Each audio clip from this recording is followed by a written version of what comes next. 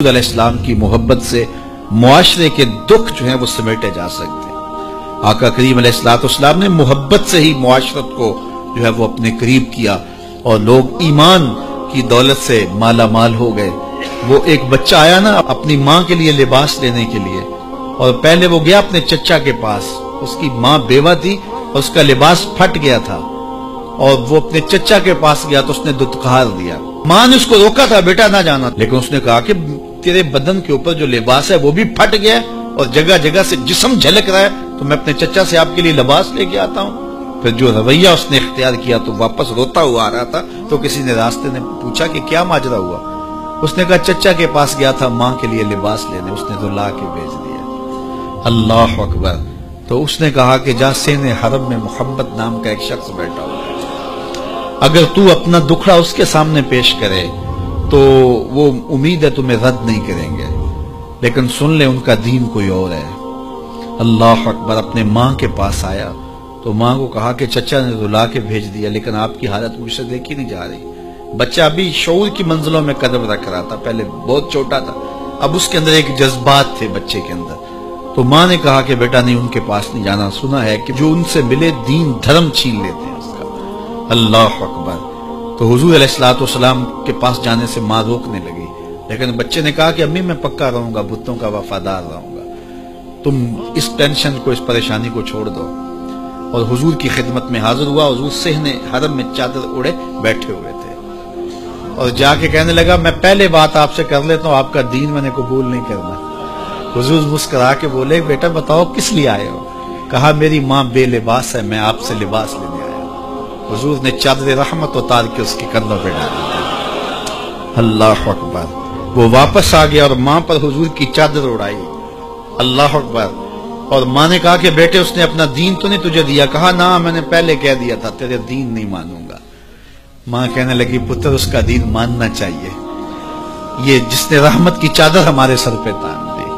اللہ اکبر۔ تیری تک کے ادامہ میں مرید ہو گئے۔ اس بوڑھی عورت کا قصہ بھی آپ نہیں بھول سکتے، جو گھر کا سامان باندھ کے اپنے دروازے پہ بیٹھی ہوئی تھی، اور اس نے سنا تھا مکے میں ایک جادوگر آیا ہے جسے ملتا ہے اس کا دین چھین لیتا ہے، کہیں ایسا نہ ہو کہ کہیں اس سے ملاقات ہو جائے اور وہ دین ہی میرا چھین لے، مجھے شہر چھوڑ دینا چاہیے۔ گھر کے تھڑے کے اوپر سامان باندھ کے بیٹھی ہے، حضور بھی گزرے تو اس نے دیکھا تو کہا بھتیجے یہ سامان میرے سر پہ رکھ دے۔ حضور نے سامان اٹھایا، دیکھا تو بوجھل تھا، وزنی تھا، اور بڑھیا کو دیکھا تو کمزور تھی، تو کہا کہ بڑھیا اگر چاہو تو جہاں چاہتی ہو میں خود نہ چھوڑا۔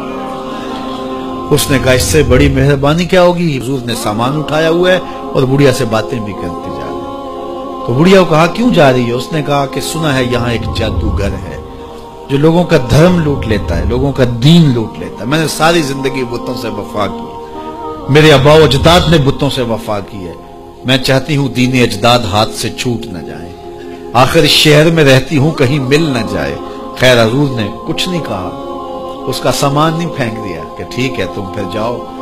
سامان اس کا اٹھایا اور جہاں تک اس نے جانا تھا سامان پہنچایا، سامان سپرد کر کے واپس پلٹنے لگے۔ تو اس نے کہا بچے اپنا نام تو بتا دے، لوگ کہیں گے کہ مکہ چھوڑ آئی ہو تو بتاؤں گی ایک جادوگر کے دکھ سے چھوڑ آئی ہوں، تو وہ کتنا برا بھلا کہیں گے شہر مکہ کو کہ جس مکہ سے لوگ نقل مکانی کرنے پہ مجبور ہو گئے، تو میں انہیں یہ بھی بتاؤں گی کہ جس مکے میں جادوگر رہتا ہے اتنا اچھا نوجوان بھی رہتا ہے، تو تیرا نام لیا کروں گی، تیرے قصیدے پڑھا کروں گی۔